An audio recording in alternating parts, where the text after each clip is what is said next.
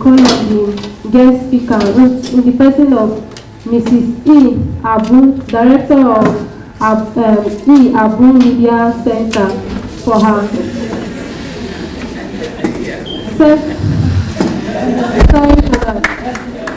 Mrs. Abu for the keynote address, International Day of the Girl Child 2020.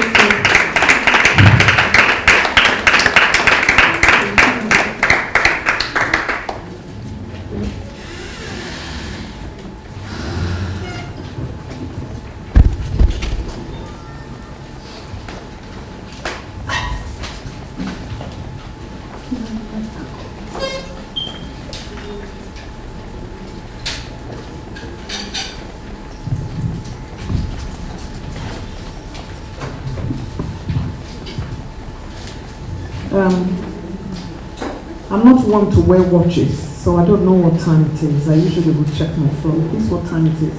Is it? Okay, so it's good afternoon, not good morning. Good afternoon, everyone. Greetings to one and greetings to all. And congratulations on the Engine 2 Closeout, a truly impactful program supported by DFID and Mercy Corps. And to our very, very special Masters of Ceremony, my name is Eugenia. The spelling is very funny, but my name is Eugenia. Drop the E and pronounce it with the U. So my name is Eugenia Abu. Now, I've been in the MC business for nearly 30 to 40 years, so I can have a lot of advice for you. One of the advice is that you look at your program and you go to the person speaking next to find out how they pronounce their names so that you don't make a mistake. All right? But I think they've done excellently well, don't you agree?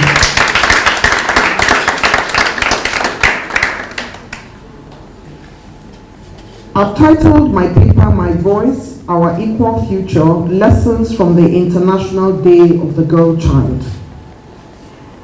The journey today for all the partners of Tabitha Kumin has no doubt been eye-opening and joyful.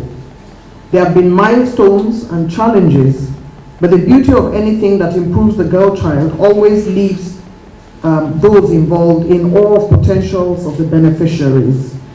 These girls, their entrepreneurship spirit, their hunger for knowledge, and the life-changing opportunities and the doors that are flung open for more into their souls. To all partners across board, I say well done. And to Architect Tayo Erinle and her team at Tabitha Kumin Foundation, I say congratulations, brace up, and be ready to do more. You'll hear a little bit about my family as I go along. Between me and Tayo, we're pretty much, even though I'm a public figure, I'm a very private person, so very few people know about my family. If you're not close to me, you don't know anything about my family. Because I believe that if you're in the public eye, you are enough. You don't need the rest of your family to become the people in the public eye. But I have more female children than I have males. And Mrs. Enrile has only boys. And she has only boys. We don't know what will happen next, but we know that now she has only boys.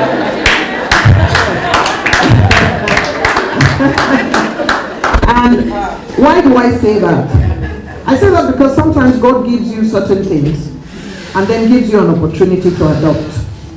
I've adopted a lot of male children whom I mentor, as well as the female children, even though I have an only son, but I have many sons in my life. And we all know that although Mrs. Erile has only boys, she has adopted a nation of girls.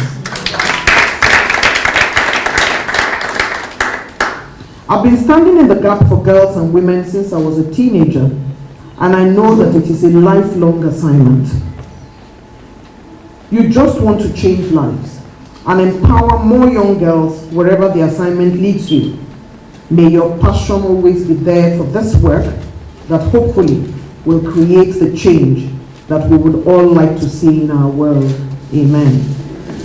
I'm truly delighted and deeply honored that I was asked to come and deliver this keynote at this all-important event, and on a day when the world focuses attention on the girl child. You would have noticed that I've walked back and forth from the hall several times because I have quite a lot on my plate today. But I always try to find the window when it is impacting women and impacting young people, whether they are women or men. And so I squeezed my time. It took a while before I could confirm to her that I would be able to come. But I'm very happy that I'm here today. This is my third International Day of the Girl Child keynote. And I doubt very much that architect Erile knew this when she asked me to speak. The other times I was invited by UNESCO for 2 years back to back. I was invited by UNICEF for 2 years back to back. I'm glad that I can speak to some of those issues back then and more of them today. Let me start by painting you the scenario of the 4th Women's World Conference in Beijing. That meeting that threw open the issues that gave life to our many dreams of liberating women and giving them a voice.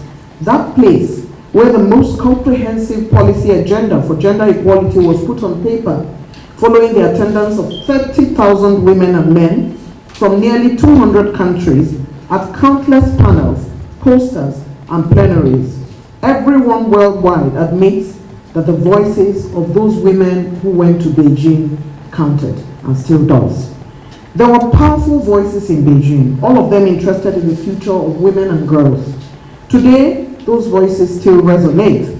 When a theme is centered around voices, like this year's theme for the International Day of the Girl Child, it is to let us know that we must continue to escalate these issues, and they will not be possible without our support. Our voices, our actions count. My voice, our equal future, is pretty much what all those women and men in Beijing were doing 25 years ago. How are you deploying your voices to support all the areas of need that can empower a young girl in your community, in your space, in your family? We shall return to that in the course of this intervention. But first, let us return briefly to Beijing.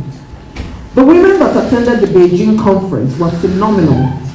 There was Gertrude Mangala, Tanzanian and chairman of the Beijing conference. There was Winnie Mandela, well-known activist and anti-apartheid campaigner. There was Sally Field, actress and activist. There was Nana Rawlings, First Lady of Ghana at the time, amongst thousands of powerful women and ordinary women who turned up to speak truth to power. Nigeria had a very large delegation, thanks in part to the former First Lady, Mrs. Mariam Abacha, who used her good offices to sponsor a large government delegation. But there were also international organizations who put their money where their mouth is, and a growing NGO community that was on fire at the time. So from Nigeria, among many others, was Pamela Sadauki, who went on to become Deputy Governor of Kaduna State, Professor Jadesola Akonde, Vice Chancellor of Lagos State University, Mrs. Felicia Onibon, NGO expert, gender activist, Mojima Konjola, NTA health correspondent, Abike Dabiri, who then was NTA correspondent, but today she's Chief Executive Officer of the Diaspora Commission. Moni Abudu, NTA Defense Correspondent. Professor Felicia Ikejuba, West African Regional Head for United Nations Women. And you would have never guessed, a very lucky Eugenia Abu.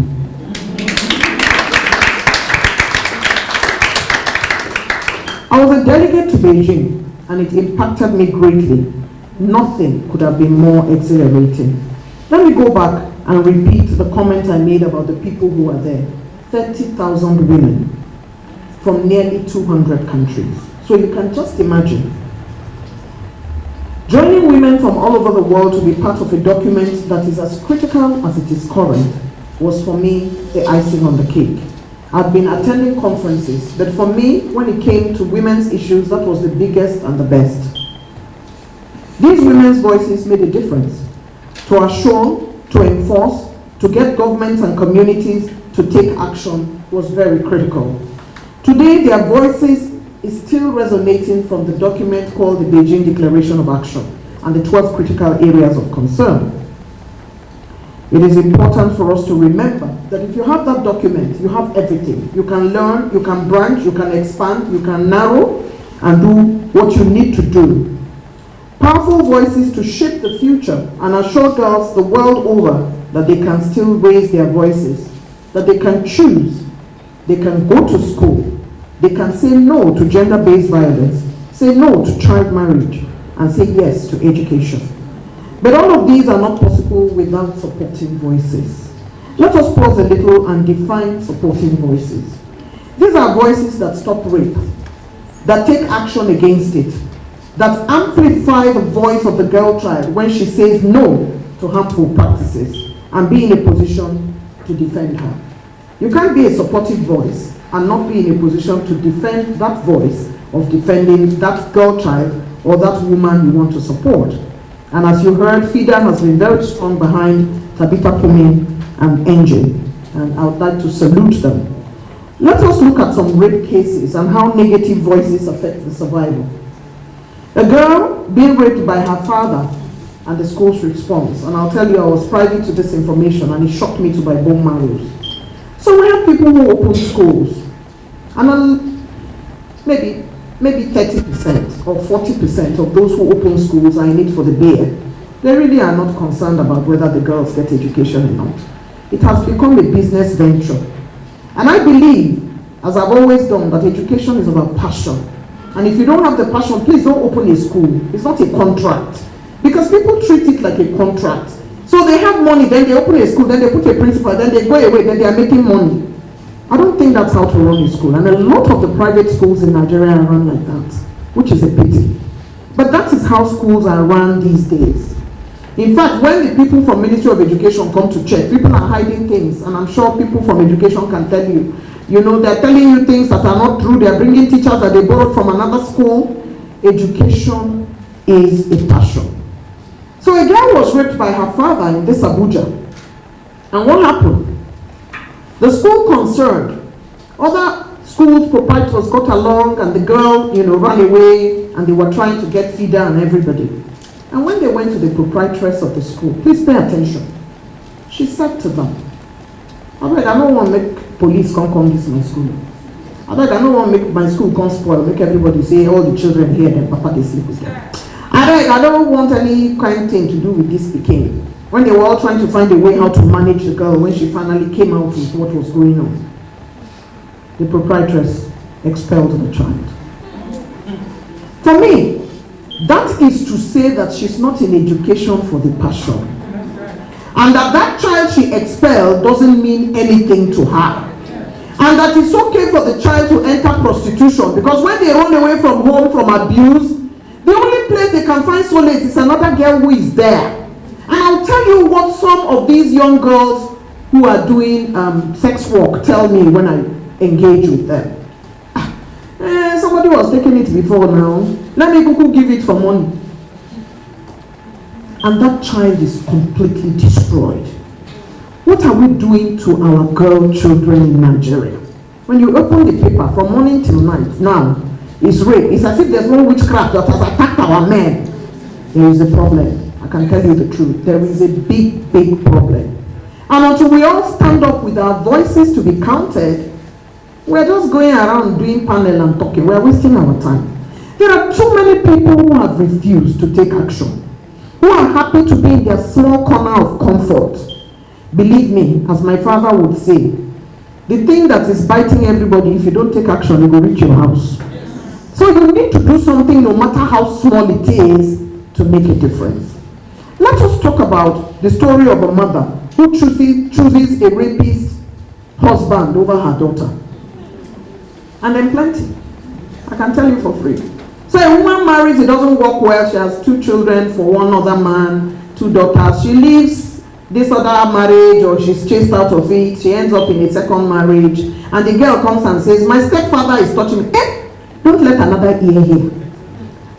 You don't know he's the one paying school fees. You don't know he's the one putting food on the table. Shh. And I've read in many places across the world where the woman grooms the daughter for the stepfather.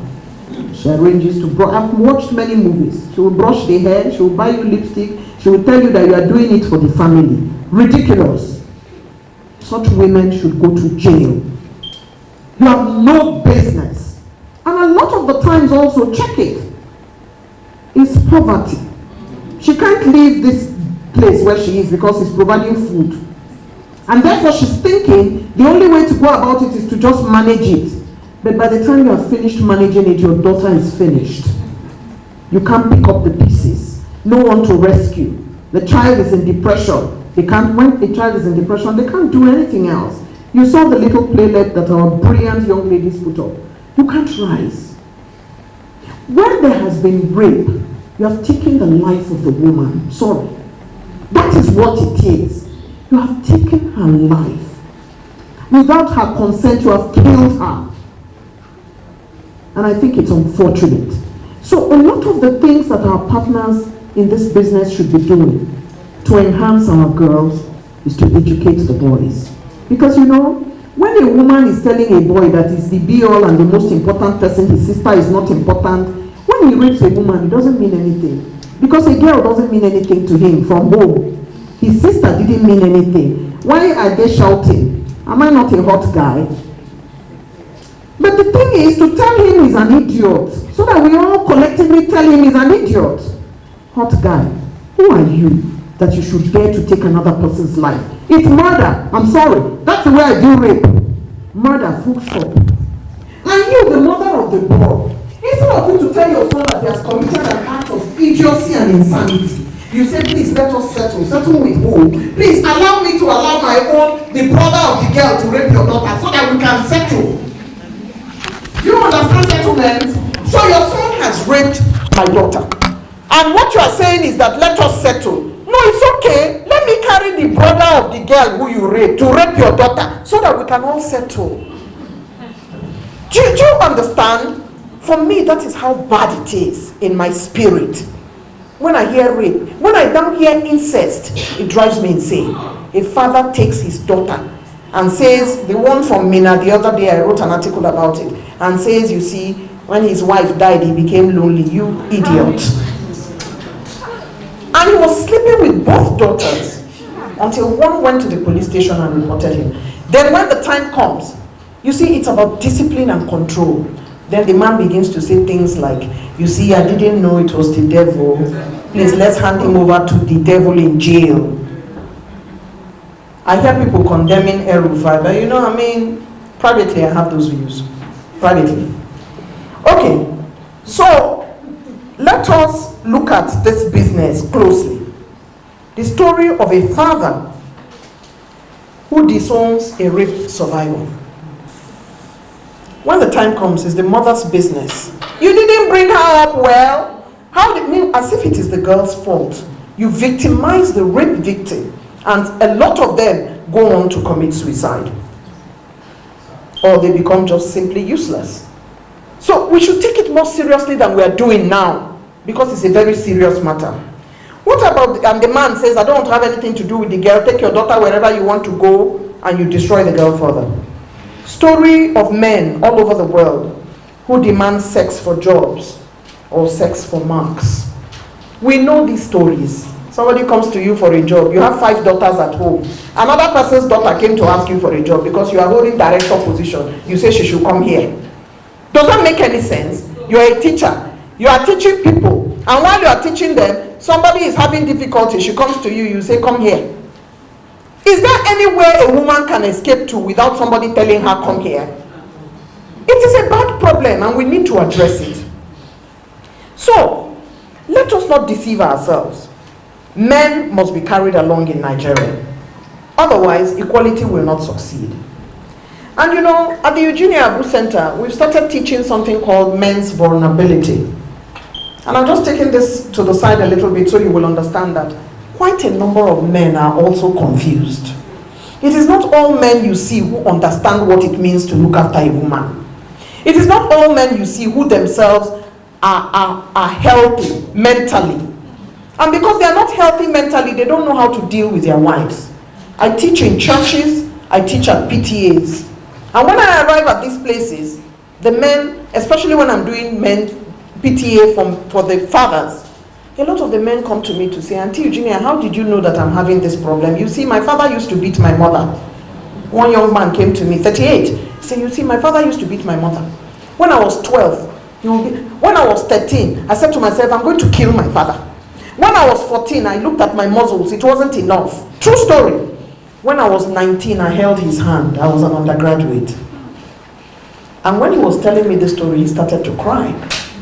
He said, I told my father. He said, my mother was now saying, you are going to kill us today. Your father, hey, he's going to drive all of us. What did you just do? Let him beat me. It's okay. Because when you have taken so much beating, you don't know any other thing. You just know beating. When somebody tries to save you, you say, no, let me just go back there. He's the only one I know. Do you understand? And so men are also confused. A reason being that fathers are telling their sons that they are not enough. So a man puts a very high expectation for his son. And if the son, you say he should be a doctor, and he's not able to be a doctor, and he's a pharmacist, you say he didn't do well. Then you find mothers and fathers quarreling because the mother is trying to protect her son. Leave him. Let him grow small. He said, no, he's not like Kemi, he's not like Lagbaja. Your son and Kemi and Lagbaja are not the same. Men, allow your sons to grow exponentially. Otherwise, when they suffer from that rejection by you, they end up becoming problems to their wives. Please pay attention. It's a big deal. I teach it, I know. I've met men who are crying like small children, and they say to me, it's my father. He never believed in me. Now he's dead. And my wife just said, move that table, quarrel. He can remember his father. You men, you need to be there. Leave the pepper soup small. Be there for the boys as well. Because if the boys are not complete, they cannot complete a woman. Very important. So now, let us look at the Beijing Declaration. It's not just a fancy document to be kept on our shelves and to be dusted every year and addressed with empty words. It's a call to action. Everyone has to audit what they have done for the girl child. Everyone must be held accountable to change things, to move the world, to make a difference, to get others to take action. What have you done to make a difference in the life of a girl child in the last 3 months, for example? The United Nations has provided us a truly powerful tool for advocacy this year. My Voice, an Equal Future. And they urge us all to reimagine a better world inspired by adolescent girls. What an inspiring theme. To tell you how impactful being an adolescent can be, remember what you did when you were a teenager and how it has shaped you today. One of my favorite restaurants is Charcoal Grill, and my sister knows. And she bakes cupcakes to die for. And so when she was away for a very long time, I kept calling her, where are you now? This COVID won't let you come back. Please, I want my cupcakes and so on. And you know what my children said when they ate the cake? One of these days, they said, Mrs. Aisha Alkali must have been baking when she was young in her mother's house. I've never asked her, but I'm sure that is what, for her to bake the kind of cake that nobody bakes in Abuja, it means she started when she was small and it has become part of her DNA. It's very important. For me, I used to just write on every paper. Cupcakes to die for. It's the truth. I used to write on every paper, waste my father's paper. People will come and tell him, Mr. Amodu, what kind of child is this you have writing? He said, leave her, you will buy more paper. He will ask me what I'm writing about. He will get involved in the stories. Today I'm a storyteller. I'm an author. I'm a writer. I'm a broadcaster because my father listened. Let us give our girls a chance to dream, to believe in themselves, and to fly with the wind. I would like to dwell a little bit on COVID-19 and its impact on gender-based violence. But first, I'd like to mention something that the Mexico representative said much earlier today about providing radio classes, isn't it? Because a lot of the children don't have phones. Are you aware that gender-based violence, and I want you to note it, can be brought about by just ordinary friendship of a girl who is trying to use the phone of a boy? So we need to walk around those areas and explain to them that going to a boy's house to go and take lesson is not really very smart. Because after some time, it's no longer lesson. All right, I'm a mother of young girls, so I know. So let us see COVID-19 and its impact on gender-based violence. Statistics across board has shown that the pandemic has increased gender-based violence. And that if a man used to beat his wife before and she can run to the neighbor, lockdown will not let her run to the neighbor.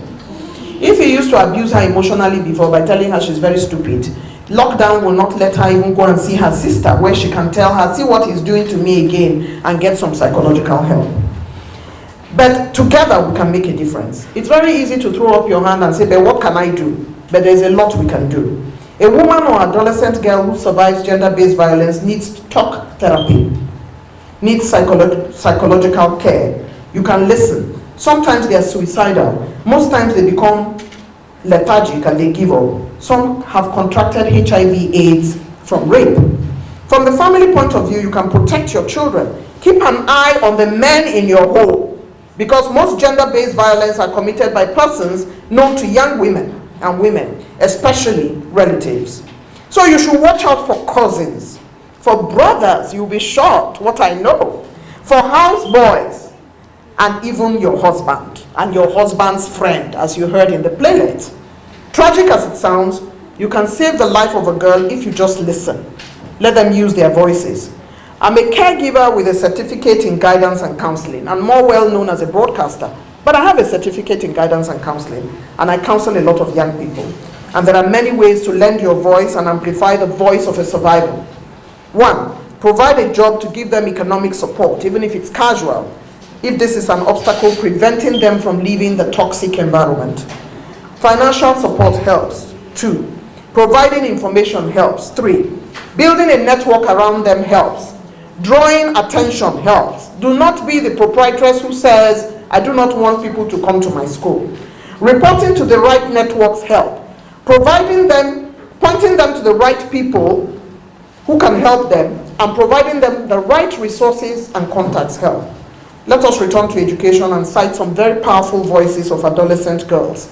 Today, Malala Yousafzai is in the forefront of advocacy for education for young girls, and has gone on to win several awards and laurels for her work in this field, including the Nobel Peace Prize. When she chose to defy the Taliban and go to school, she was a teenager, but it nearly cost her her life. How can we make the voices of adolescent girls heard without putting them at risk? Greta Thunberg, the climate change activist traveling around the world, is a teenage girl, and she has drawn attention to these issues, even speaking at the United Nations. In our nation, we have shining lights like Zuriel Oduwole, the youngest filmmaker in the world at 16, when she started her work, and she's now 18. She has already met 28 presidents promoting African girl child education. Then there are Kudirat Abiola and Temitope Asuni, both activists working towards ending child marriage. And today, there is Fatima and there is Patience.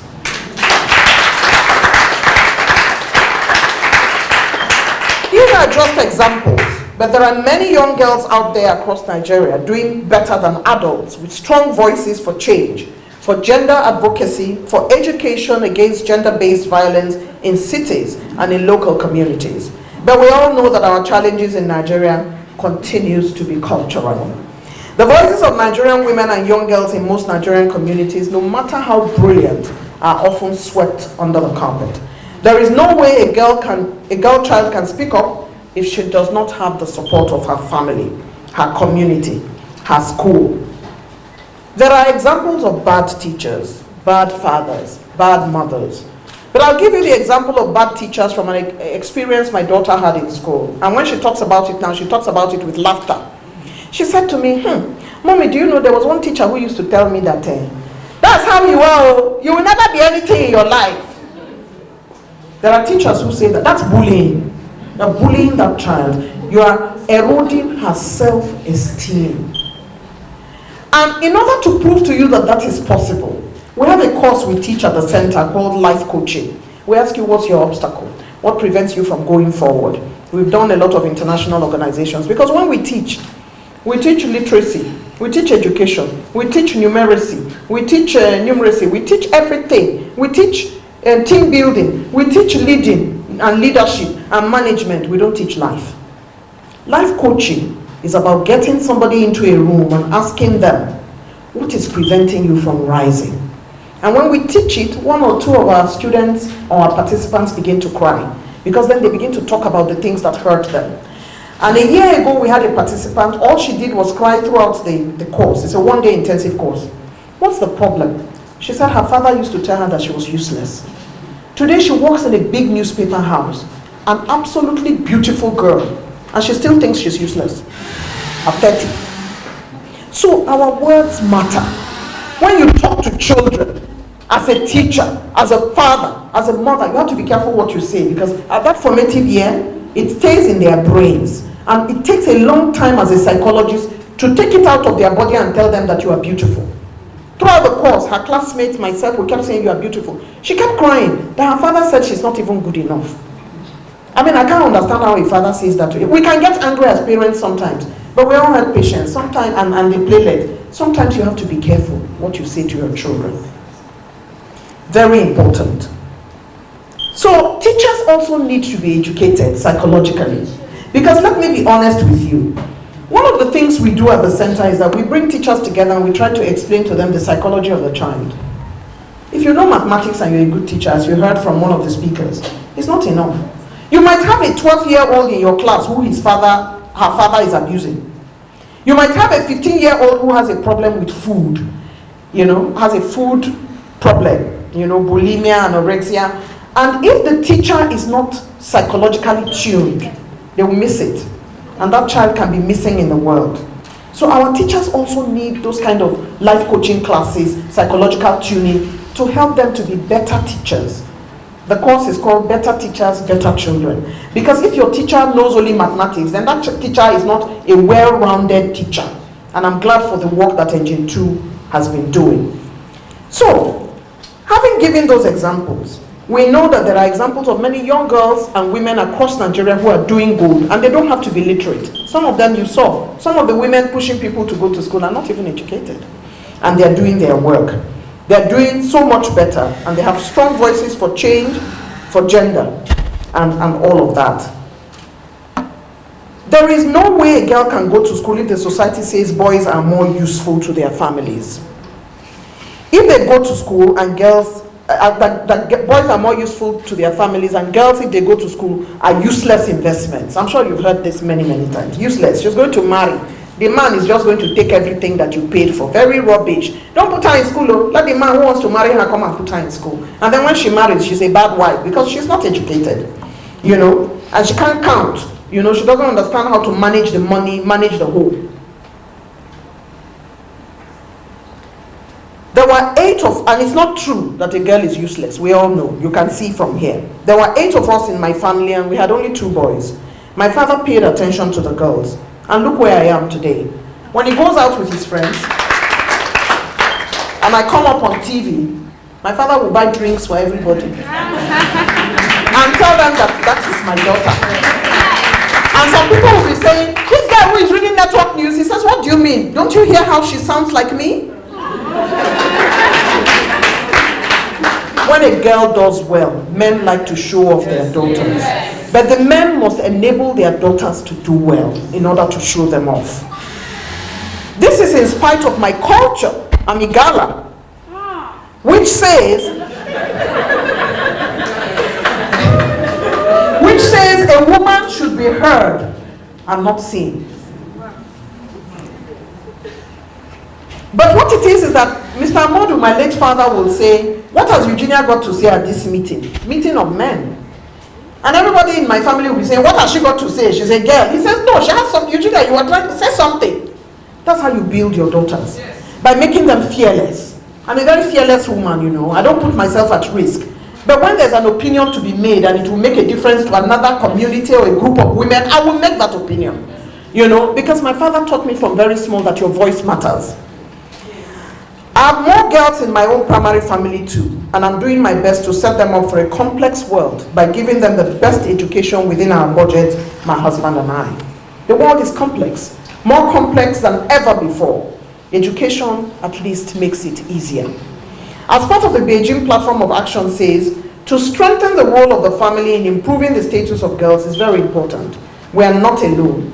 Everywhere in the world, women have issues. Some of the issues are the same, but some are significantly different from geographical region to geographical region. I'll give you an example of BBC. All of us watch BBC, at least most of us. You would never believe that there was a pay gap in BBC. If me and Cyril Stoba are on the same grade level, Nigeria has done very well in that respect. They pay me and him the same. If we are on the same, I'm saying if we are. If you are a director in a ministry, you and your director fellow who is a man will get paid the same.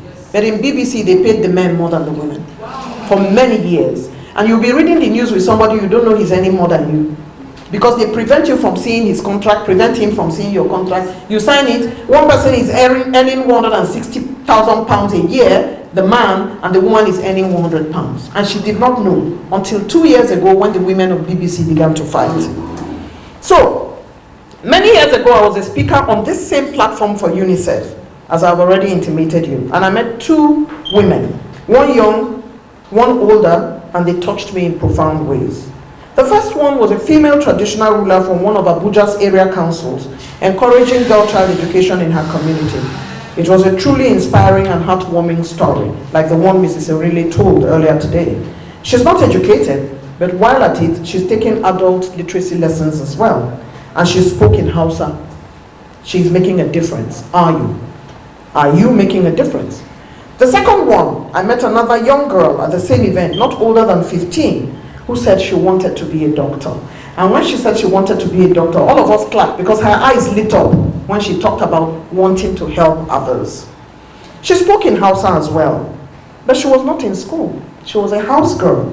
Her voice cracked as she told her story. Her salary from her job is sent to her father, who uses it to pay for her brother's school fees. Are they putting some money aside for her to help her go to school? Are her employers making a difference? When my house girls tell me those kinds of things, and they're usually older, I'll put some money aside because somebody is taking their money. I'll put some money aside so that at the end of the year, I can go to the bank and give them what I put aside to make a difference in their lives. Sometimes we encourage them to go to adult education, put them back in school, pay the first 1 year, and then give them their salary to help them along. We can make a difference. Don't just put a house girl in your house. You can make a difference. Can you sometimes put that house girl in school, let her go to evening school while looking after your children in the morning? Are you hiring underage girls as house girls? That's another problem. Away from that event, I met a young girl once who told me she was living in an uncompleted building, 19 or thereabout. Today she works in an eatery and is doing well. We can all make a difference, no matter how small. What Oprah did was to open a school in South Africa for underprivileged girls. She was giving back. Oprah Winfrey was giving back, not even in her country, but in South Africa. How are you giving back to give young girls a voice? Let us look at trafficking in persons. Young girls make up the high numbers in the statistics, and I would like to slowly wind this paper up by telling you a story of my trip to Mali and the tragedy that has befallen Nigerian girls in that nation. I arrived in Mali for ECOWAS. I was consulting for ECOWAS on media and peace. There was going to be an election in Mali, the election that brought the man they are fighting now. And I went to Mali on a delegation on an ECOWAS, what they call an ECOWAS mission. And when I go to any country, I try my best to visit with the ambassador. So I visited with the Nigerian ambassador in Mali. We had lunch, and while we were eating, I've never met him before, Ambassador Uche. And he said to me, you know, a lot of our girls are coming to Mali. I said, hey, wonderful. Are they going to Europe through Mali? He said, no, between the ages of 15 and 28, at least 50 girls coming to Mali every day. So I said, Your Excellency, you know, and it's something I'm writing as part of a book, a new book I'm writing. I said, I don't understand. What are they coming to do? They are being brought to service Malian miners. They donate them to Malian miners, you know? Yes, as, you know, it's sex trafficking. And I had been making friends. It was my first time in Mali, so every Malian woman, because I wear a lot of boo-boos, so I was, hey, hello, and the Malian woman will eye me. So I was asking Ambassador Uche, what is it about Nigerian? I mean, I know they generally hate us in most parts of the world because we know they hear word. When we arrive, we can't take over the country. Can't they behave like saying that we get country? You know, we are like that. We're fairly loud, and the others don't understand why we are so self-entitled and so loud and so, you know. Like, from time to time, we can also be fairly foolish. You know, we go there, we take over, we do party, we make noise, we don't keep the rules. You know, we can address these things from inside our nation so that we don't go and annoy other people elsewhere. We really do need to work on it. So I was asking him why they were eyeing me, because I'm a very well-behaved person when I go anywhere. why are these women, everyone I talk to will just say, quel pays, what's your country? And I will say, oh, je suis Nigerian. They don't go, what did I do? Then he said, Nigerian women are giving them small girls, giving their husbands small girls. And so it is causing problem. 50 Nigerian girls arrive in Mali every day. And you know we have ECOWAS free rights of movement.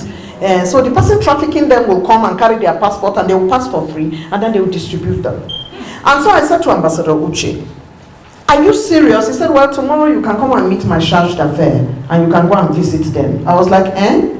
And I went to the International Migration Office where my sisters, my younger ones, my children, my daughters, some of them with skin rashes, terrible things I saw. And the International Migration Office can only take a little bit of people because they don't have enough rooms to house the children that have been trafficked. So the Nigerians, half of them cannot enter there. The only half that can enter have not been able to go home. Because why? Nigeria has not arranged to evacuate them. And one I met who was 23 had been in Mali since she was 15. She was just crying, can you take me with you? I said, to where? He said, I've been waiting. The last plane that came for ECOMOG came, carried some people and left me here. It's a tragic story. And guess who is trafficking these children? Nigerian women married to Malian men. And when the ambassador took them to court, they turned up in court with a chicken, red oil, and juju. Okay. Now, let's leave that story. All right? But it's sad. It's very sad. Finally, I would like us to amplify our voices in the media and take back our voices that have been eroded in that sector. Is it possible that paint will be sold by a naked woman? The advertisers need to be called to question. Why are we selling paint with a girl? Why are we selling car with a girl? Please, what's the relationship between car and a girl? My master's thesis was in managing women and advertising. And what I see is that the content in advertising is supposed to sell a woman's body. Excuse me. So the men do not know that they need the car if they don't see a girl standing beside it. Are you saying that our men are unintelligent?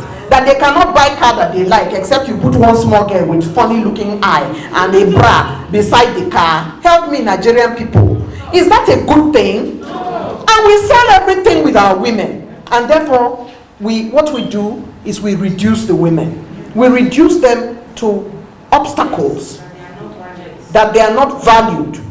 We reduce them to things, and it's critical because the media is indignifying our women, perpetuating the dominant ideology. Sometimes you watch Nollywood movies, the women are all taking. I went to South Africa. It was very funny. And one of the women in South Africa said to me, how are you? Do you know Genevieve Naji? No, I don't know her. I've run into her one day like that.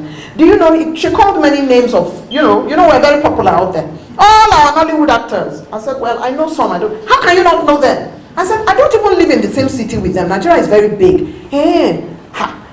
Then in a joke, she said, how many men have you snatched? Because that's the script going out of Nigeria, that all the women are. Don't you watch Nollywood? What are you doing? All the women are snatching men with all kinds of things, including juju. So, because that's the story we are telling the world about our nation. And that's the story we are using to reduce our women. And so I asked her, what makes you say that I'm married? She said it doesn't make a difference in Nollywood. Now, married women are also snatching. So we're telling a story about our women so badly. We need to take it back. And then there is content, ownership. What about content? I teach at the Wole Soyinka Center for Investigative Journalism as a faculty member. And one of the days, Motorayo, who is the head of the Wole Soyinka Center, came to Abuja and said, Auntie Junior, I need you to come with me to the newsrooms. Let's go and tell them that women matter. Because for many, many years, the men who are in the newsroom are the editors. They are the ones who put the information. So anything concerning women, including Beijing, they put it in the back. Or they don't put it at all. Or they say it's cooking. All these things about women's issues is just eating, food, cooking. Can't you just stay in your home economic section? That's how newsroom men think. So when you have a woman who is powerful in the newsroom, she can at least influence the putting of women's issues in the papers. And that was why when I became executive director of programs in NTA, I used to tell my staff when they go out, when they do interviews, they will bring 4 men on an issue. I used to ask them, all the women you met on the road died. You couldn't even find one woman's opinion. Go back and find a woman, because they're like, yeah. And then we also have a problem. The women will say, please, I don't want to talk. Go and find a man. Do you get? And so your engine women must be taught confidence. So that when camera comes near them, like I saw Fatima giving an interview, they will not be afraid. This thing doesn't bite. If you have an opinion, stand in front of it. Every time I go to interview a big person in my over 40-year career in the media, I find that the men who interviewed the big person, including presidents like me, have arranged somebody to do selfie, to take them photo. Then they stand near the president and they're going, can you see me? Oh, yes, ma'am. Eugenia in the meantime is shy, like, I beg, let me not show myself here. So I go and stand in the back, and I never have photographs with Obasanjo or Buhari, and I'm interviewing them all the time. Do you understand? Because in my socialization, I was taught that you shouldn't do too much. Why are you in front? Why, don't you know you're a woman? Don't be chatting, don't be talking. Come and stand behind. And that is the reason why the socialization of our men, and men all over the world, indicates, and this has been shown by science, that when a woman is holding a powerful position and she stands like I'm standing now talking to you, they will say she's very, very, very arrogant. When a man is doing the exact same thing, they will say this man is very authoritative. The language used for women across the world is different from the language used for men. And if you're a woman who is rising, you better ignore those words and keep moving.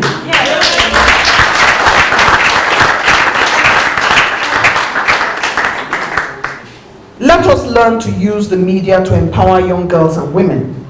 During the last election, I was hired as a consultant by an American non-governmental organization, National Democratic Institute, to teach women politicians how to access the media and for media management.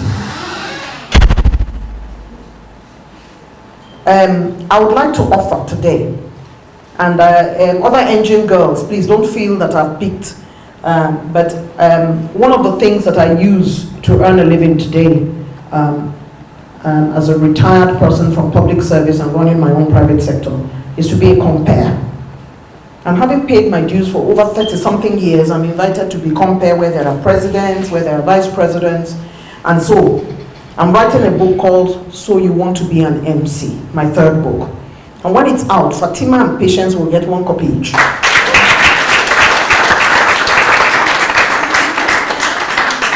Fatima and Patience will also have the opportunity to spend 1 day with me in my office.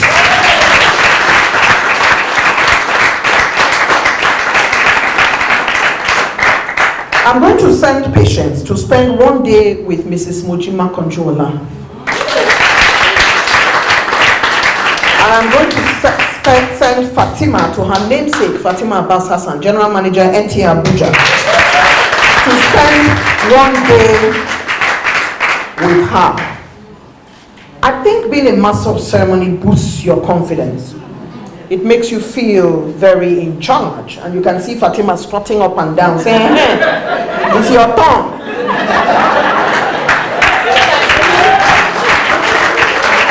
And you can see Patience saying, well, you know, mother sometimes can be very harsh. That is the MC taking the power of the microphone and making her own opinion. Because when you have this microphone, you learn the discipline, but you also learn how to drop your own opinion. It's a very powerful tool. And therefore, I've offered both of them that opportunity. I think those who provide these services for engine should look at brand management. For example, where's Alheri? Alheri got knitting machine. What do you knit? You got an industrial. What do you make? Clothes. Like sweater? No, sign of clothes. Huh? A sign of clothes. Oh, she's a fashion designer. You see, Alheri, let me explain to you. I'm a brand expert. If you are doing fashion design, you should be wearing dress like the one I'm wearing today, so that I can come and buy from you. You must wear your brand to promote yourself. You should not even wear anything English on your body today, of all days. You will dress like this. so that everybody will come and ask you, who made your dress? You say, na me. Is that not so? Wear your brand, okay? So you need to teach the young girls about brand, managing their brand, about dressing appropriately, about you need to get the help of tailors, get 10 in Wuse Market, let them contribute a dress, let them give internship. You need to work on all those things that matter, and you need to get them to also learn life coaching. There are some of them, they've learned everything, but they still can't manage relationships. They still don't understand what it means. They don't know that their father telling them they are useless doesn't mean anything today. You need them to get that class that teaches life. We can take our voices back, and it is a collective action. Women hold up half the sky. No nation can run ahead and be successful without our adolescent girls and women. Indeed, my voice is our equal future. Since Beijing, there is so much work to be done. Recently, I was invited by the United Nations to join a stellar cast of 25 women as Beijing champions to mentor young women who never went to Beijing, who will take the torch of gender equality and run with it. I feel very proud to be amongst those 25 women mentoring. I salute the United Nations. I salute all those looking out for young girls across the world, like all the partners of Tabitha Komin. We can do more so that our young girls can be more. I thank you for your attention.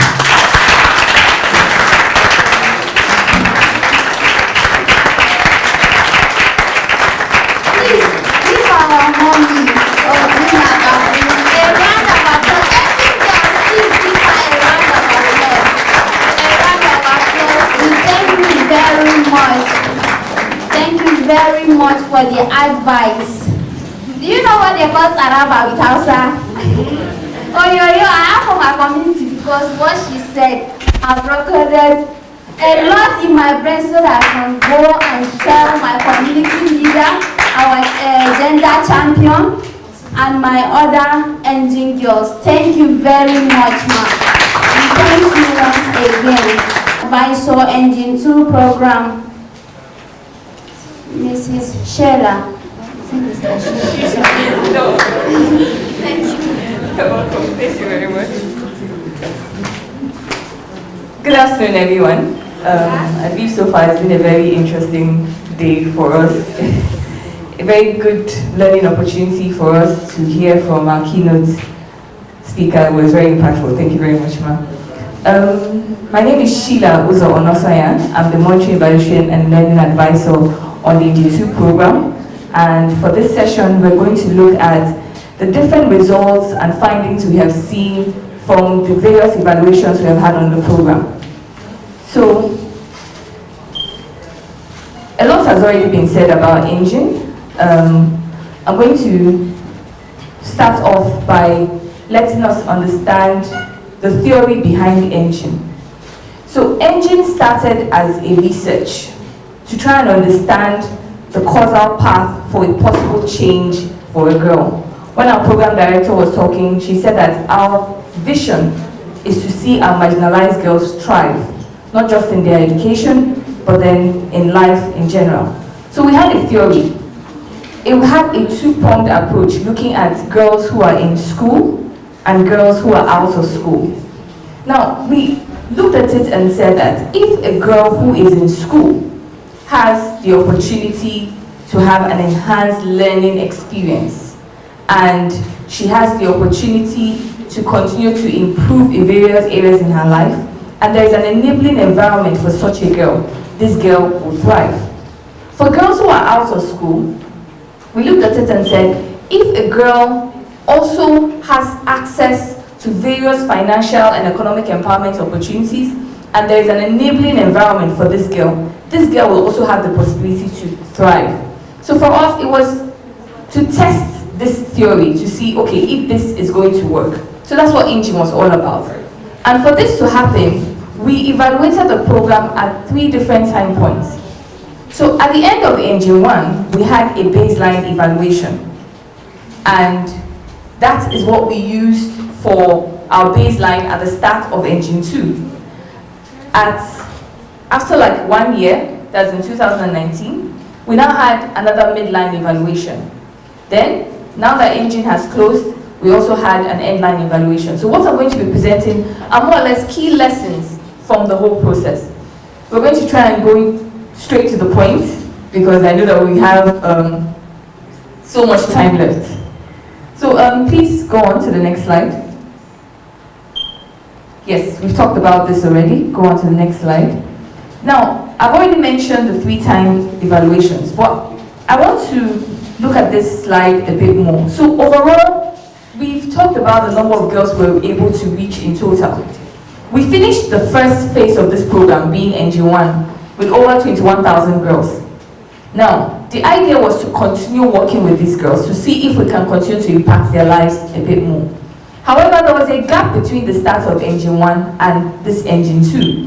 So when we started at baseline, the number of girls who were able to track and register on this Engine 2 program were just 17,630, which in FCT was just about 1,870 girls. Now, by midline, we had already decided that we wanted to reach 18,000 girls. So at midline, some of the girls that we didn't meet at the beginning, when we started at baseline, we're still able to register them in. So by midline, we actually had 18,048 girls on the program. In FCT, this was 1,883 girls. Now, the interesting thing is, at endline, when we finished the program, and we went back to track and see, okay, how many girls really remained with us till the end? It was interesting to see a huge drop in the number, which we call our attrition. Now, for FCT, for instance, this was up to like 34% of our girls who didn't end the program with us. Now, it didn't necessarily mean it was a negative transition. Now, some of these girls meant that they had graduated from secondary school, had gone into tertiary institution. For some, it meant that they had left the communities where they were working and were in other communities. However, it was also interesting to note that for some of these girls, they got married along the way, and that meant that they had to stop going to school. For some of these girls, for one reason or the other, they lost interest in education. And the interest in education was lost because the strategy in Engine 1 was more economical. We're more into business. But in Engine 2, we said, let's focus on giving you basic skills for English and maths. And it was interesting to find that some of our girls were no longer interested. They were no longer interested because they felt, hey, I need the business part of it. So it was interesting to see this drop. And for us, because this program is more about the learning, it emphasizes the problem we have with girl education, and it shows that a lot more work needs to be done to retain the girl child and ensure that she's completing her cycle of education. Next slide. We talked about the girls that we worked with on the program, so I'm not going to emphasize on this slide a lot, but again, we worked with girls who were in school and girls who were out of school. Girls who were from junior secondary school, but then by Engine 2, most of our girls who were in school were around senior secondary school. But then for out of school, we had girls with a huge gap. We had girls who had stopped school in primary, and we had girls who had never actually been to school. Next slide, please. Now, the various characteristics of the girls that we worked with, who we call marginalized girls because of their various status, includes girls who got married before the age of 18. Now, in FCT, for instance, most of our girls, well, not most of our girls, we have girls who are in school, who are house helps, who are on our program. So that gives you an idea of the context of the girls that we're working with. Because a house girl has duties at home, and then she also has some kind of duties to her parents whom she left to come and work in Abuja. We have a few girls on our program who are also living with disabilities, and we have girls who at a very young age got divorced or are even widowed. Next slide. Now, how did we evaluate the program? Again, I said we had 3 points of evaluation. So at the beginning of the program, we spoke to a set of girls. For us to be able to effectively test this theory or this research we're doing, we decided that we would speak to the same set of girls throughout the program to actually see if there has been any changing. So we called it a panel study, and then it's more like what we call a quasi-experimental method. So at baseline, we spoke to the first set of girls, and then we spoke to them again at midline. So we used a mixed method, meaning that we use quantitative, that's a survey, and then we use a qualitative, where we use focus group discussions, key in-depth interviews, just to get more context around what was going on. However, when we got to endline, which we just had our report signed off in September, COVID happened. So that meant that we couldn't go to the field like we would have to have physical contact with these girls, do our learning assessment, and get more information. We had to change our strategy. So because of that, at Endline, the structure of the evaluation changed, and we focused more on getting more depth into some of the areas that we're already seeing progress on the program. That's about the methodology. So, next slide. So I already talked about the kind of interviews that we had. So we spoke to girls. When you see ISG, we mean in-school girls. OSG is out of school girls. So we spoke to both girls who were in school and girls who were out of school. We spoke to people in the school management board, members of the PTA. We spoke to community members, gatekeepers, traditional leaders to try and understand the context around the girl. Next slide. Okay, so I'm going to skip this because I've actually already talked about this. So let's move on to what we learned from this evaluation. Now, one key thing we learned was that it was interesting to see that OSG generally performed better in numeracy than in literacy. What do I mean? Numeracy, we're talking about math. Literacy, we're talking about English. So we realized that the girls who were out of school, when you give them math assessments and you give them English assessments, they were actually doing better in their maths assessments than English assessments. And when we further found out doing in-depth interviews with them, we realized that the reason was because most of the girls who are out of school and are learning are doing business alongside. So they carry the maths from the classroom and they practicalize it. So for them, maths was more practical than English. Meanwhile, with English, they didn't necessarily have to speak to their customers in English. So it wasn't something that they were necessarily practicing all the time. And it was interesting that although out-of-school girls and in-school girls were not given the same kind of assessments, but comparatively, it was interesting to see that their scores were higher. Although of course, their questions were primary school questions and secondary school was more higher, but then they did better in maths, and it was interesting to see that dynamics. In our conversation, we also realized that the way out-of-school girls were taught in their learning centers is different from how teachers teach maths in the classroom.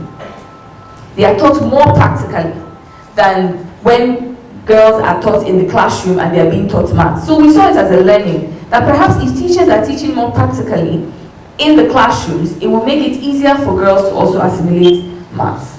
Now, I already mentioned how we had girls who were dropping out because they realized that they were no longer certain economic benefits that they were expecting.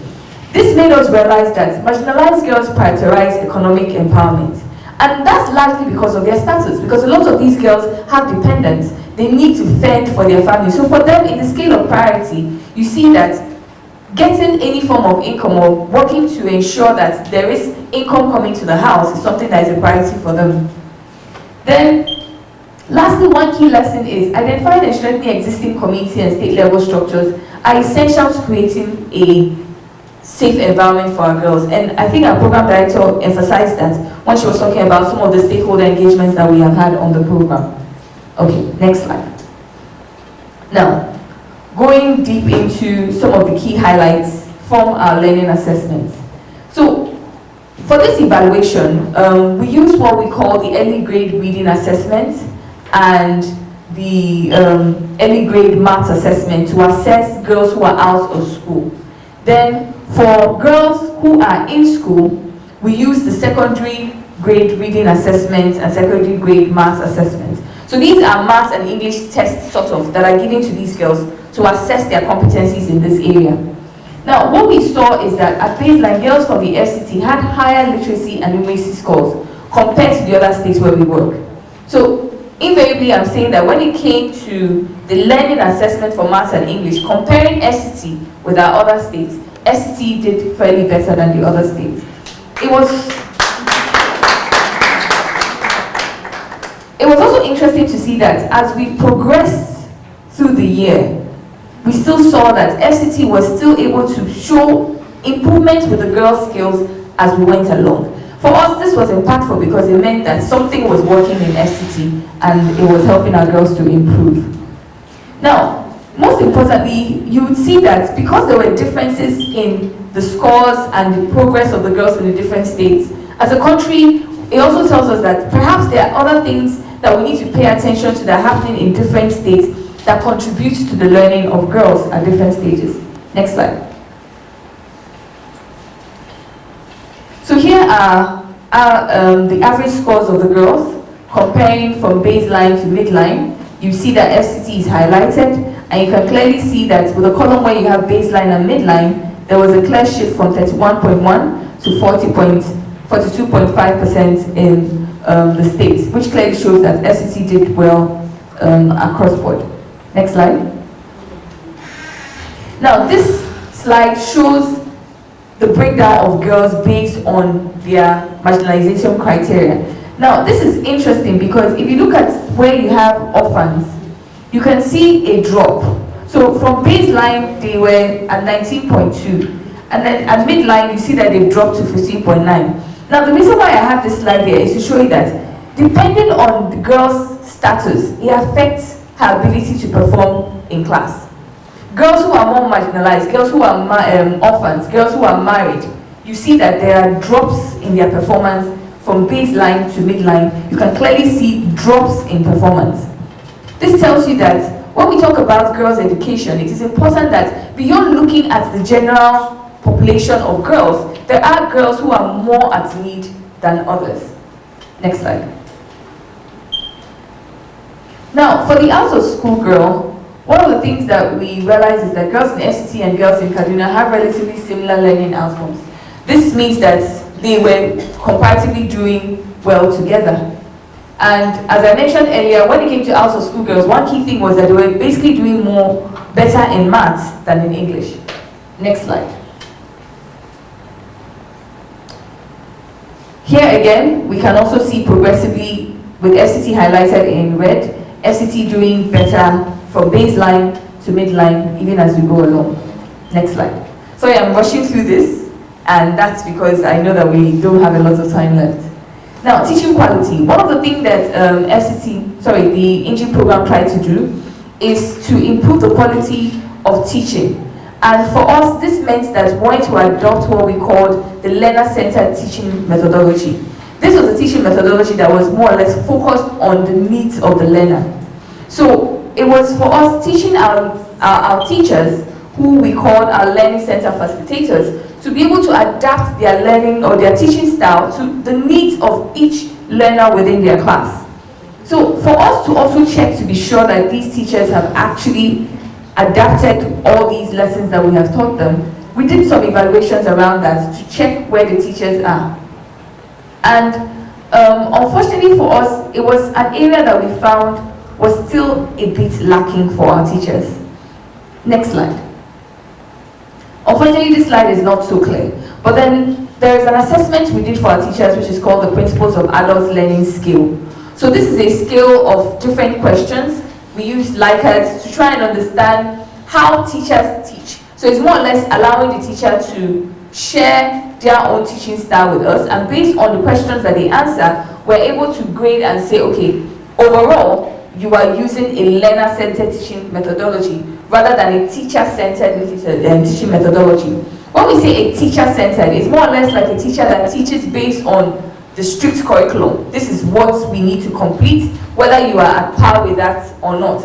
If you remember the documentary, there was a teacher that said that she met a girl that was Beauty at SS2, and at SS2, Beauty could not read or write. And she wondered how she got to SS2 without reading or writing. And unfortunately, it's because we had a system in our education that just, especially from your primary school, you just keep passing. And it makes it difficult for children who have different learning abilities because we all don't learn at the same pace. So what this helped us to do, sorry, go back to that slide, was to try and understand the different ways. So the first one is talking about the learning center activities. And then we have personalizing instructions. So when you personalize instructions, it's you understanding what each learner needs and then focusing your teaching to that. Unfortunately, we still found gaps with our teachers in this area. And this was because it's something that they are yet adapting to. And when we found out, when we tried to talk to our teachers, one of the key things they said to us is that the classroom size doesn't even help them to be able to adapt this methodology. It's even more difficult for you to have a class of over 50 children and you want to be able to have personal time with each child to guide the child to improve. So it's something that our education system needs to pay attention to. Next slide. Here for FCT, in measuring the PALS, we were able to see, well, we would say that not necessarily, these were teachers that were able to train in FCT. And as our program director mentioned during our press conference, these teachers are still within the system. And we started what we call the cluster level mentoring that allows teachers that have received training to also train other teachers within their school to ensure that we're gradually spreading this knowledge within the schools and the communities where we work. Next slide. Attendance. Attendance is looking at girls coming to school, how regular they come to school, and also how regular they come to learning centers. Because you need to agree with me that we can set up the learning centers, but if girls are not attending, our impact is going to be low. And the truth is, throughout the course of the program, we had serious issues with attendance. And this was because of very varied reasons. But one of the reasons in FCT, for instance, was the farming season was a serious issue that affected our attendance at our learning centers and even in the schools. And this is because, again, marginalized girls prioritize anything that brings in income. And farming is one of the things that was bringing subsistence to the family. So once it's farming season, girls would rather go to the farm, harvest their groundnuts, and go and sell it so that they can get money to support their homes. And you realize that within this period, attendance was not so good. However, we were still able to get some marginal increase for our attendance from baseline to midline. Next slide. This is a parent in FCT, and she said that I know my daughter attends engine classes, but I do not think she attends regularly because I scold her when she comes home late. If she comes late, who will look after her younger ones when I go to the market? This is a mother. One of the things that we try to do as a program is to get parents to support girls to go to school. Because yes, she has chores at home, but how do we manage these chores to ensure that this girl is able to get time to be able to study and even come back home and rest? Because this means that the child is going and coming back and there's nothing like rest for her, and she still has assignments to do. Now, one of the key things that our midline evaluation was able to highlight is some of the challenges that in-school girls and out-of-school girls encounter. And a lot of it is around indirect costs around education. Yes, in a lot of the states where we work, we say education is free. But then we've come to see that there are a lot of what we call indirect costs that are associated with education. For instance, we realized a huge drop in the number of our girls who were in school between junior secondary school and senior secondary school. And this was because in senior secondary school, there are costs that you need to pay for that the parents cannot afford. One of the huge gaps or the huge numbers we have in our marginalization was parents saying they cannot afford to pay fees for education. So we see that yes, it's still a gap, and girls have to engage in hawking, have to engage in various activities to be able to support their family. Next slide.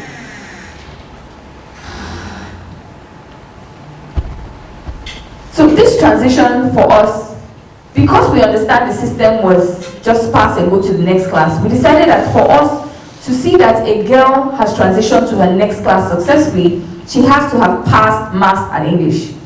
So we assessing girls who have passed maths and English, this is what we found. And it was both interesting to see that, yes, comparing our girls to what we call control groups, and by control groups, I mean for us to test our evaluation, beyond looking at our girls, we identified girls in other schools that are not engine schools. And we also assessed them to try and see if there's any difference between our girls comparing them. So when you see control groups, we're looking at girls who are not in our school. Intervention groups are girls who are within our school. So it was interesting to see that in certain areas we performed well.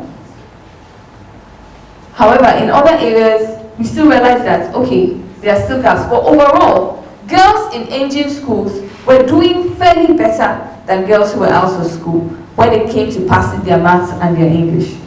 Next slide. Next slide. Yes, so this is a breakdown of transition for out of school girls. Remember when I was talking about the theory? For us, transition for out of school girls is getting girls to receive vocational skills training, to get girls to expand in their businesses. And for us, it's seeing that expansion means that, okay, this girl is actually growing or she's thriving. So we're trying to measure that, looking at how these girls are involved. And for us, it was interesting to see that across our sample, we have a fair number of girls who are either involved in businesses or currently learning vocational skills. And we all agree that these are sustainable initiatives that will last beyond the program and continue to support our girls to thrive. Next slide. Now, for sustainability, our program director has spoken on that, and when the executive director of Sabita Kumi was talking, she talked about the different engagements we've had to ensure the sustainability of our program. One key area was engagement with faith and traditional leaders to support girls within the community to create that enabling environment for our girls. Our results show that 60% of the school management board that we're working with have actually continuously to advocate for girls' education within the schools where they are. And in the communities where we are, there are more and increased awareness for issues around child protection. For us, one key thing that we're also able to achieve here is what we call the referral protocol. You know, when the girls did their playlets, you heard them talking about the contact number, FIDA being able to take up the case. That was because one of the key things that Engine was able to do was bring together the different stakeholders involved in child and vulnerable adult protection in the country, so that once there is an incident, the issue is taken up immediately and there is action taken to ensure that the girl receives the help that she needs and the perpetrator is also dealt with appropriately. Now, this is an Engine girl. She says the Engine facilitators also came around to give a pep talk at the school's assembly. Engine 2 program officers also support me in addressing cases of child abuse. Now, one platform that our results show that we're able to use effectively is the school assembly. So we call them gender assemblies. So part of what we're able to do was to work with schools to use that platform to be able to educate beyond girls but also boys. You can remember when the keynote address speaker was saying that we need to engage our boys. So it's something that I'm very proud to say that Engine was able to do effectively within our schools, because at these gender assemblies, we talk about issues that affect the girl child, but then we also get our boys to understand that these girls need support to be able to thrive. And we've gotten results where we have boys, even in the school, that have now realized that sweeping the classroom is not just a girl's job. And they've taken it upon themselves to support girls to sweep the classroom and to even support them. I remember one of the feedback we got was about a boy saying that now he realizes why girls sleep in class. Why? Because girls have so much chores to do at home, and they're the ones always coming to school late. In fact, it was the boys that identified that girls come to school late compared to the boys. Now, one of the ways that we're able to score our approaches was give a scorecard to the different levels of sustainability that the program was targeting. So we targeted sustainability at the school level. We also targeted sustainability at the community level and also at the system level. And for us, it was really good to see that at the end of it all, we're able to get an interesting rating of a score of 3 for all our different levels. And a score of 3 is the highest score that we expected to get from our journal. And this was saying that our sustainability approaches at these different levels have been established. Next slide.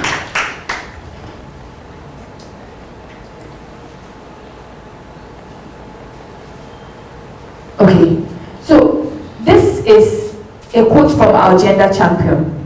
Now, a gender champion for us was an initiative that came towards the end of the program, but then we found it to be so very effective as our sustainability approach. Gender champions are individuals that actually just volunteered within communities, within schools to say, hey, I'm going to take up this issue of the girl child and make it my business.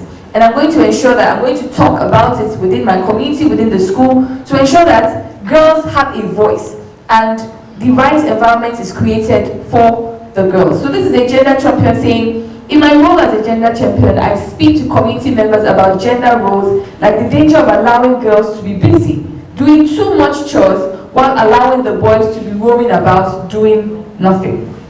I tell them how this is not helpful. I encourage them to also engage the boys to the chores that girls also do. So these are gender, and we have over 600 of them across the states where we work, in various communities, taking up issues like this to ensure that barriers that are affecting our girls' education are being addressed. Next slide. Okay, next slide. Next slide.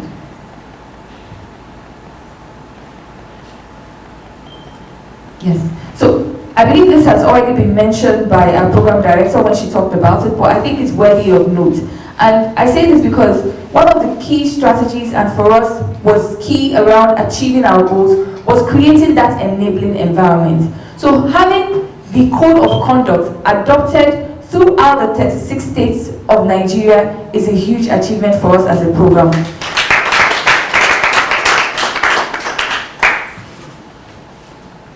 Now, key recommendations. So now we've realized that through implementing this program and the results that we have seen, personalizing instructions, which is the learner-centered teaching methodology, is something that is key. Prof calls against this domain are indicating that teachers take a lecturing approach. The teaching style within our schools is the lecturing type. And remember, as I said earlier, yes, it's because of the challenges with the classroom size. But then if we have our teachers, first of all, even identifying the needs of the students, because in a class of 50, you may have 5 that need that special attention. I refer back to, again, our keynote address speaker's speech about teaching quality, when she said that it is the responsibility of a teacher to know when there is something off about your students.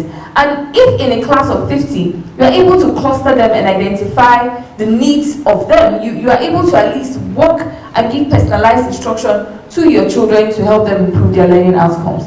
Now, flexibility for personal development.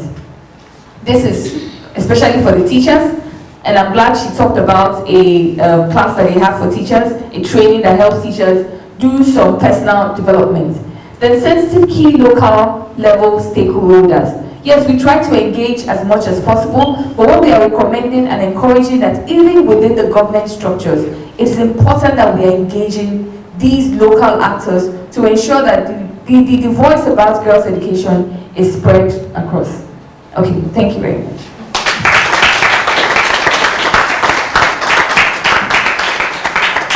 Thank you very much, ma'am, for that wonderful presentation. Planning to pass the knowledge to other girls in our community. We also observe that we have also learned in her speech that we should observe individual difference. Not everybody can learn the same way as the others.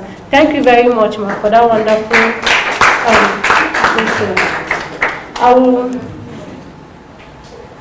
I will call on the capacity building advisor for in the person of Mr. Timothy Zaka for feedback and stakeholder comments. You are welcome, sir. All right, thank you very much. All right, one of my colleagues said, the only man.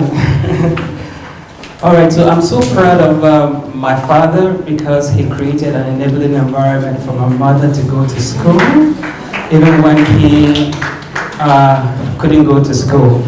And he was so proud of her because not for having a WAEC certificate, not only having a diploma certificate, not only having a degree, but a master's degree too, and we learned from her too. So going forward, we'd like to have feedback from some stakeholders here based on what we have heard. So I want to call on the representative from NYC to come and give us a feedback. Do you have a representative from NYC here? Yes, let's put our hand together for her to come forward. After her, we'll have the president of No Girls. So get ready.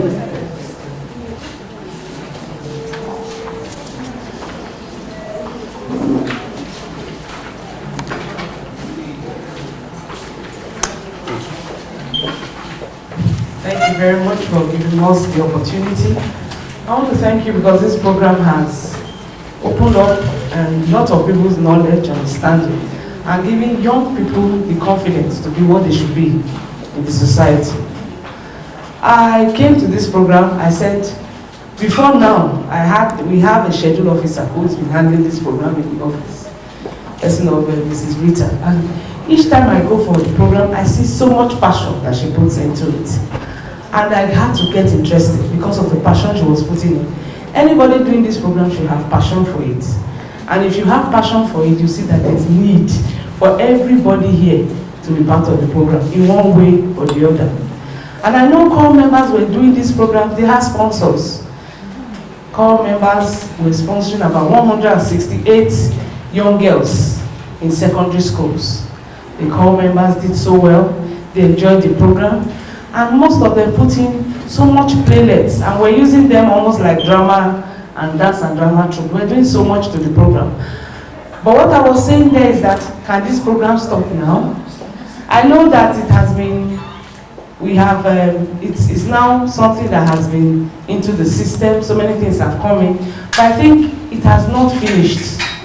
For me, I think there's a need to move step a little further. I think there's a need for us to add a little, give them a little more time. From what I can see, we haven't finished with the program. When I saw these young girls produce what they did, I said, wow, we are producing great women in the society.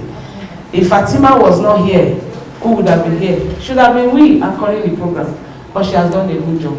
Please, I want to plead with the partners, if my voice will be heard at all, that please give them a little more time. Let's see how, if there's anywhere in your work plan, if there's a little fund available, give them your work plan so that you add a little. Thank you very much.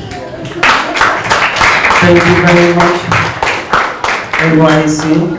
And I think that NYC will need to make a commitment on what they will put together so that the good work that we've been doing will be sustained. Yeah. Great. All right, so let's have the president of No Girls. Thank you.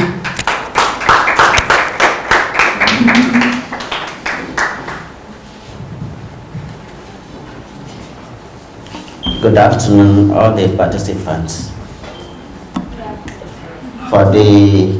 Because of the people that are here hearing No Girls for the first time, this Non-Governmental Association for Literacy Support Services, the umbrella association for all NGOs that are into adult and non-formal education in Nigeria.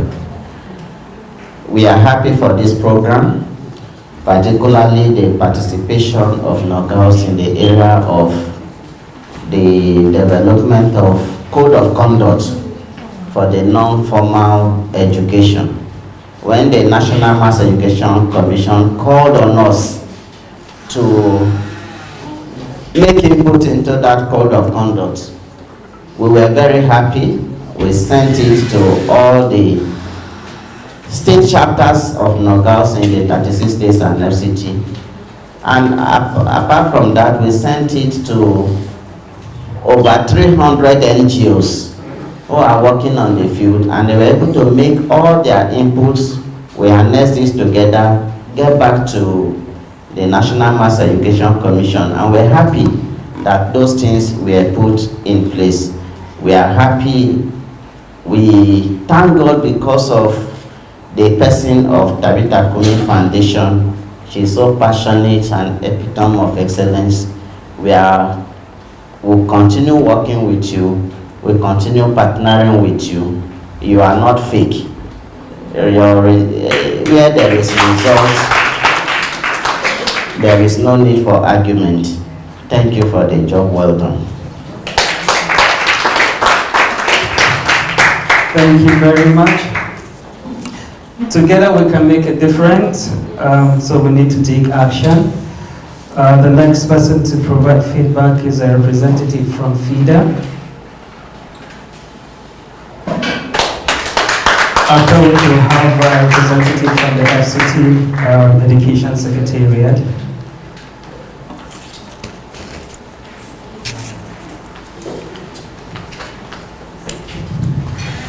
Good afternoon, everyone. All protocols observed.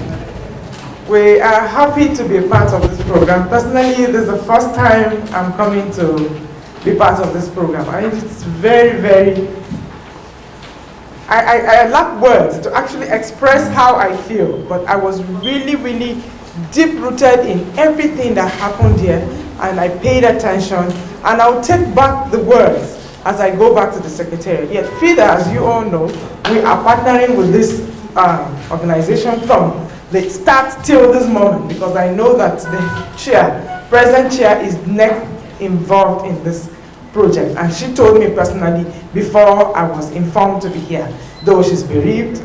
But in the area of representation, our doors are open. At any time, we are volunteers, and I can see this project. When I was younger, I saw VSO, and I said, when I grow up, I will sure volunteer with VSO. I see myself volunteering in this area whenever, personally, that's kind of personal, in the area that you will want me to come, do whatever you want me to do in that regard. I'm a lawyer, and gender, that is what I am. I'm a female, and issues of gender, I'm passionate about it. Thank you very much. Thank you very much. We're making commitment and we're trying to see how we can take action. Based on what we have seen, the good words of Alheri, Fatima, Princess Beauty, Patience, and a lot of other participants, so much needs to be done. Let's have Education Secretariat. Okay, they've gone. All right, I know that the representative, the person standing in for the Honorable Minister from the Federal Ministry of Women Affairs will have a word to say to us, but we'll need feedback from her too. Thank you.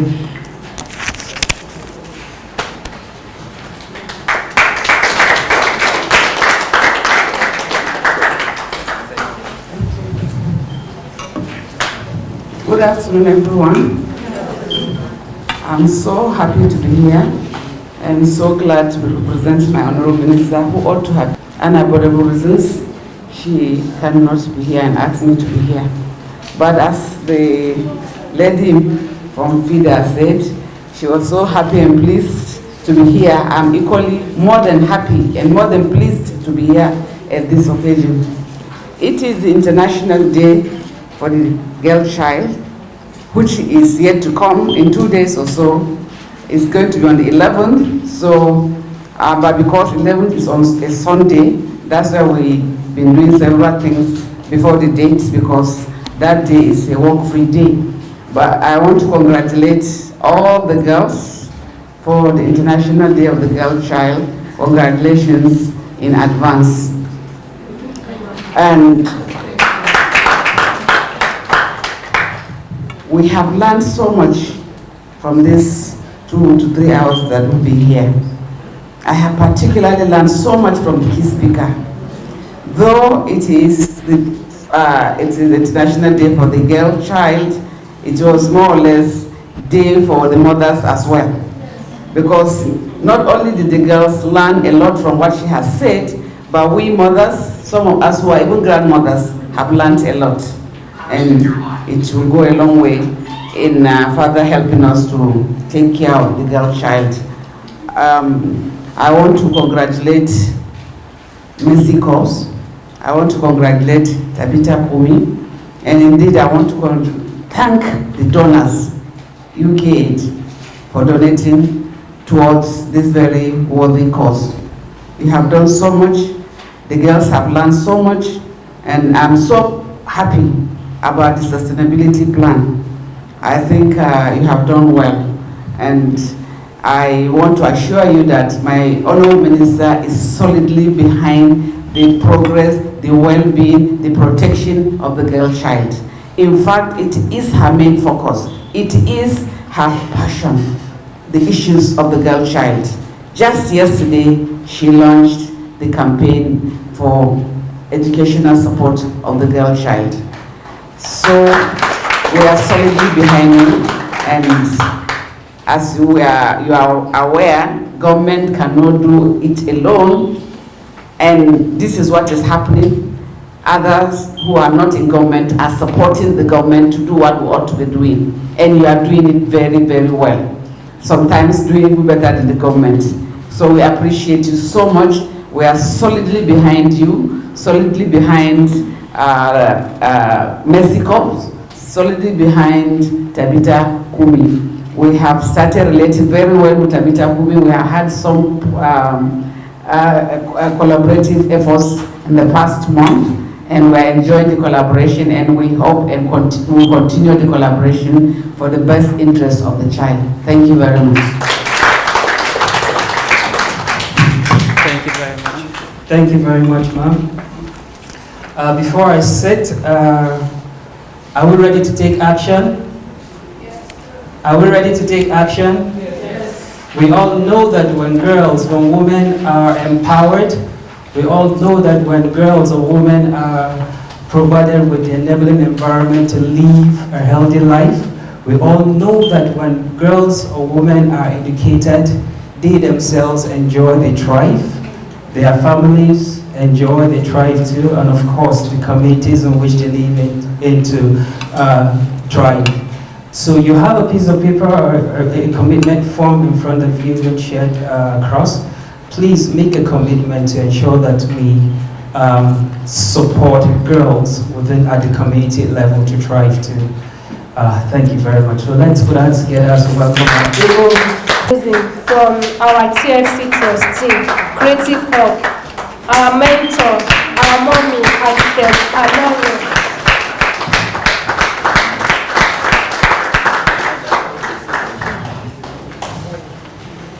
Good afternoon, everyone. All protocols observed.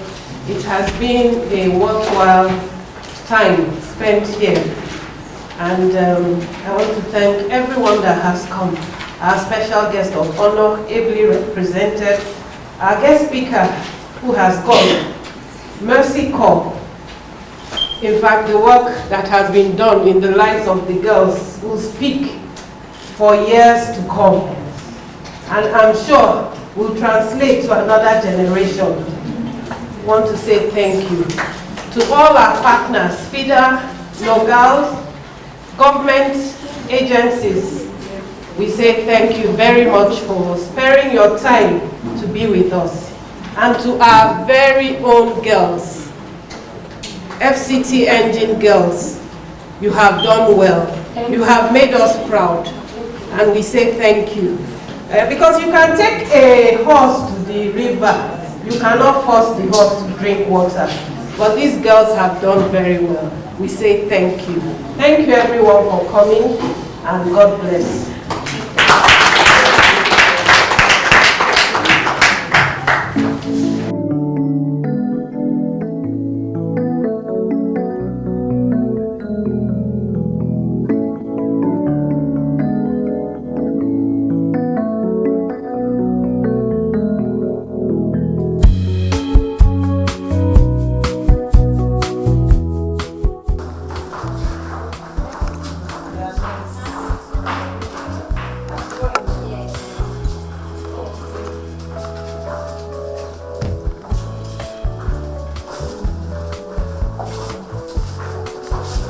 Awesome.